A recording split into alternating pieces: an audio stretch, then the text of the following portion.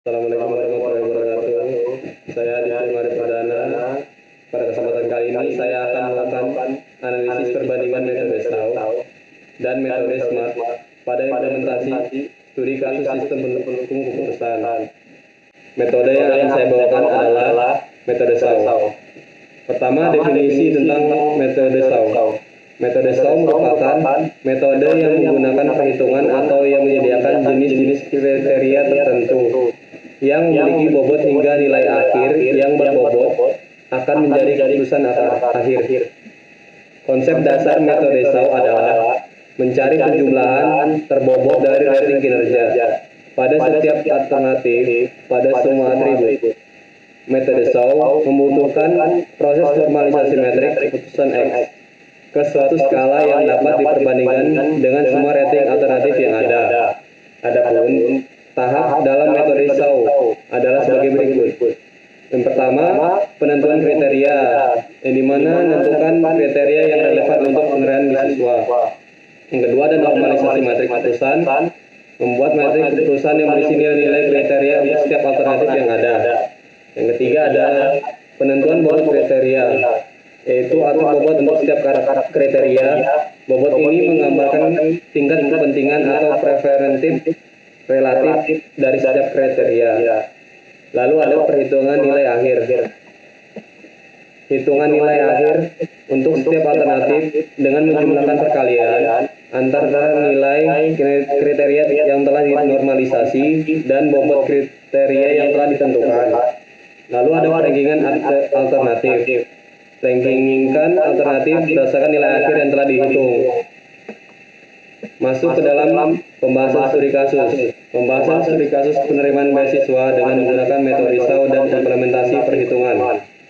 Beasiswa merupakan suatu bentuk penghargaan dalam bentuk keuangan yang diberikan kepada perorangan dan organisasi atas prestasi kerja yang telah dihasilkan. Penghargaan tersebut dapat berupa pembiayaan atau akses tertentu pada institusi berupa bantuan keuangan untuk kegiatan belajar. Studi kasusnya yaitu Sekolah SMK Al-Islam Surakarta memiliki program beasiswa BP atau beasiswa berprestasi dan BKM atau beasiswa kurang mampu. Untuk setiap tahunnya terdapat peningkatan jumlah pendaftar dan adanya batasan kuota tertentu, maka menyulitkan pihak tim seleksi beasiswa. Dalam proses pengambilan keputusan dengan menggunakan metode SAO perlu menentukan kriteria yang ada terhadap perhitungan. Pada tabel pertama, seperti jurnal yang tertera pada jurnal, kriteria 1 yaitu rata-rata nilai rapor dari siswa. Kriteria 2 yaitu menentukan penghasilan dari orang tua.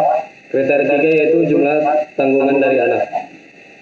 Lalu yang di tabel kedua, pada review jurnal yang saya review terdapat nilai bobot.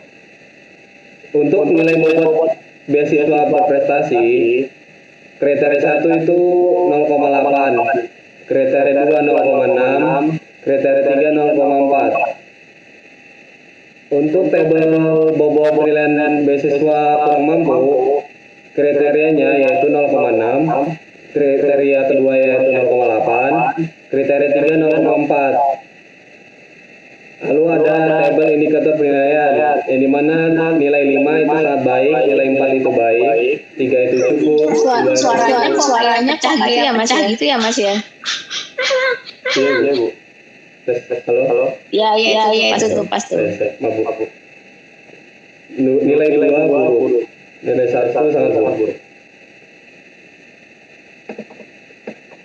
Dilanjutkan kepada tabel data referensi. Pada data referensi ini terdapat 10 siswa, yang dimana jenis beasiswanya berbeda, yang dimana ada siswa BP dan BKM. Pada tabel nilai rata-rata rapor telah ditentukan pada jurnal yaitu benefit, karena semakin tinggi nilai maka semakin diutamakan, dan cost semakin rendah nilai maka semakin diutamakan. Sebelum masuk dalam normalisasi, maka kita akan mengkonversikan dulu nilai dari penghasilan orang tua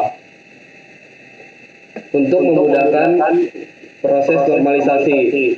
Cara untuk mengkonversikan penghasilan orang tua dengan menginputkan nilai dari salah satu siswa, lalu kita bagikan dengan 100 ribu sesuai dengan ketentuan jurnal yang ada, maka akan mendapatkan hasil. Contohnya pada siswa Andi memiliki penghasilan orang tua juta, maka dibagikan dengan 100 ribu mendapatkan nilai 20.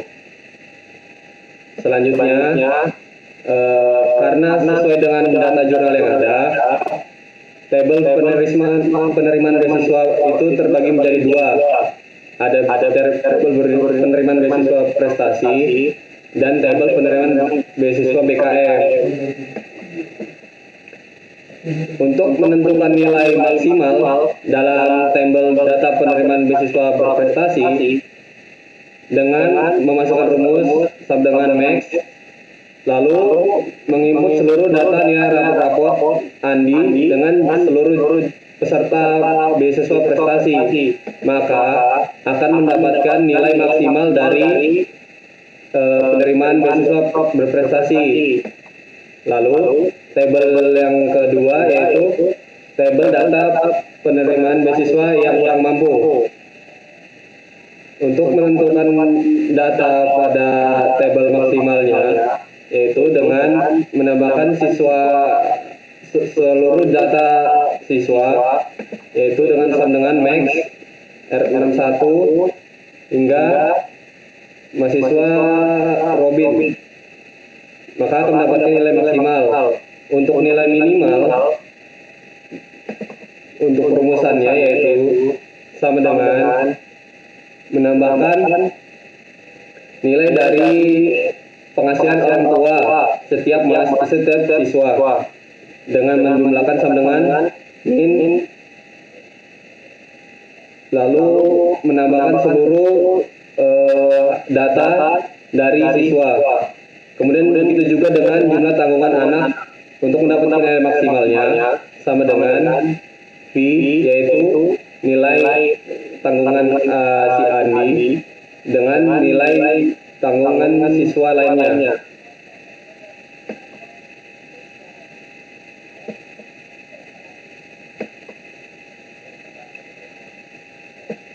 Kemudian saya lanjut pada matriks normalisasi alternatif dan kriteria siswa untuk yang berprestasi.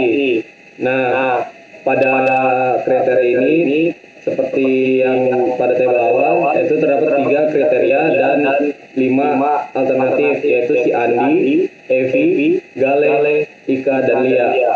Untuk mendapatkan nilai kriteria 1 alternatif 1 itu dengan menambahkan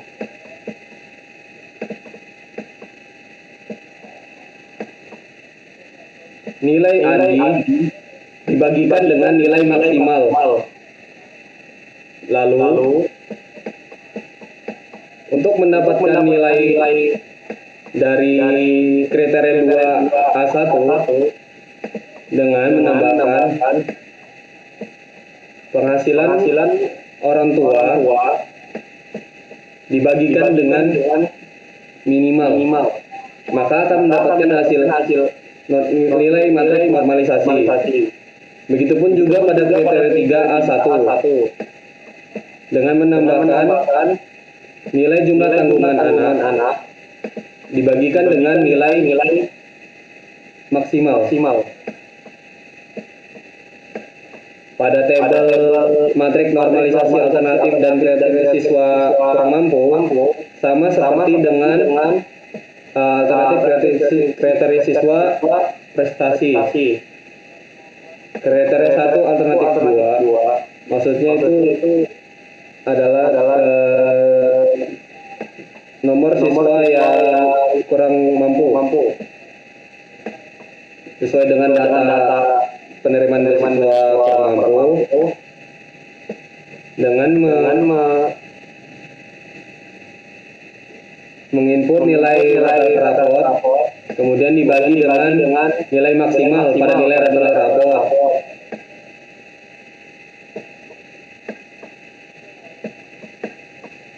Kriteria 2 alternatif 2 dengan menambahkan nilai penghasilan orang tua dibagikan dengan nilai minimal dari penghasilan orang tua. Lalu untuk mendapatkan nilai kriteria 3A2 sesuai dengan data ini, maka kita menginputkan data beasiswa yang ini jumlah tanggungan anak, lalu membaginya dengan nilai maksimal.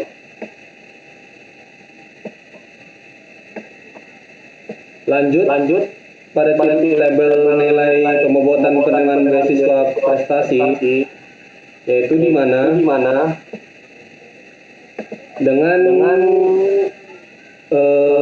menambahkan nilai kriteria 1 ini, kemudian dikalikan dengan bobot dari ketentuan penerimaan beasiswa prestasi yang tadinya ketentuannya yaitu 0,8, 0,6, dan 0,4. Jadi untuk mendapatkan Q1 ini dengan menambahkan nilai kriteria 1 dengan nilai bobot pertama yaitu 0,8, kriteria lalu ditambahkan dengan nilai kriteria 2 dikalikan dengan 0,6, kemudian nilai kriteria 3 dikalikan dengan nilai 0,4, maka akan mendapatkan hasil 1240. Begitupun dengan data-data di bawahnya. Dengan menambahkan kriteria 1 dengan nilai dikalikan dengan nilai bobot ditambah dengan nilai kriteria lain, maka akan mendapatkan hasilnya. Hasil dari tabel pembobotan beasiswa penerimaan BKM sama halnya dengan tabel pembobotan penerimaan beasiswa prestasi. Dengan menginputkan nilai kriteria 1 yang telah didapatkan dikalikan dengan nilai bobot ditambahkan dengan nilai kriteria, lalu dikalikan lagi dengan nilai bobot yang sesuai dengan kriteria, ditambahkan lagi dengan nilai kriteria 3, dikalikan lagi dengan nilai bobot, maka akan mendapatkan hasilnya 14.655. Setelah mendapatkan nilai normalisasi metrik dan tabel pembobotan, maka akan mendapatkan hasil dari tabel penerimaan BP yaitu beasiswa prestasi dan tabel penerimaan BKM. Yang dimana hasil ini dapat dari nilai tabel pembobotan. Kemudian ini status atau jenis beasiswa yang ditampilkan. Untuk rankingan yaitu dengan rumus rank EQ. Rank EQ maksudnya adalah menampilkan peringkat nilai tertentu di dalam sebuah set data. Jadi cara penyelesaiannya yaitu dengan mengambil data dari hasil, kemudian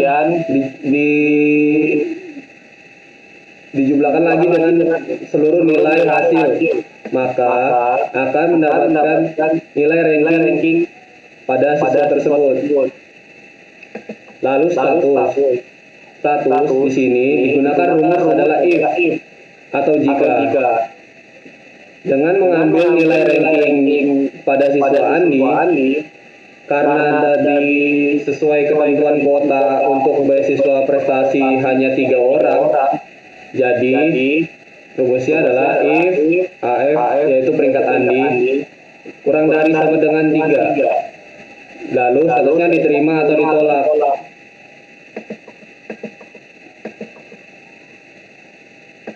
Begitupun juga pada tabel hasil penerimaan BKM. Hasil tersebut didapat dari tabel pembobotan penerimaan BKM. Kemudian hasil tersebut dimasukin di dalam ranking siswa penerimaan mampu. Rumusnya sama, yaitu sama dengan rank EQ lalu hasil dari nilai ini, kemudian dijumlahkan semua dengan nilai ini, maka akan mendapatkan nilai ranking. Begitupun juga dengan status. Nah, karena sesuai dengan ketentuan jurnal, beasiswa kurang mampu itu memiliki kuota 2. Jadi rumusnya sama dengan if nilai ranking kurang dari sama dengan lalu statusnya diterima atau ditolak. Setelah mendapatkan dua hasil tabel data, beasiswa penerimaan BP dan penerimaan BKM, maka kita akan menggabungkan dua nilai tersebut menjadi satu. Ini adalah tampilan nilai siswa yang terima dalam penerimaan beasiswa BP dan BKM, di mana 3 siswa yang keterima beasiswa prestasi itu ada 3, dan beasiswa BKM itu terdapat 2 sesuai dengan ketentuan. Coba lihat yang sebelahnya. Ini Bu. Ini sudah tahapan yang ke-8 ya? Berapa itu? 5. Oh, 8 atau 7. Ya. Itu jadi di jurnal Bu, dia dibagi 2 jenis. Ada beasiswa prestasi dan beasiswa kurang mampu. Jadi saya jabarin lagi untuk mendapatkan nilai salah satunya aja, kan metodenya sama, nggak apa-apa. Oh iya. Langsung kesimpulan aja kalau sudah. Baik.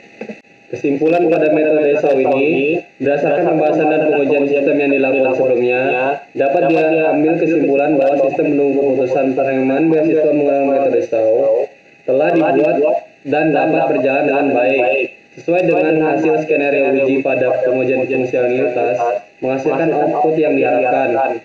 Penerapan metode SAW dapat menghasilkan rankingan sebagai rujukan terbaik bagi calon penerimaan beasiswa sebagai pendukung dalam pengambilan keputusan oleh tim seleksi beasiswa. Metode SAW dapat menerapkan jenis beasiswa BP dan BKM sesuai dengan kriteria dan bobot yang telah ditentukan.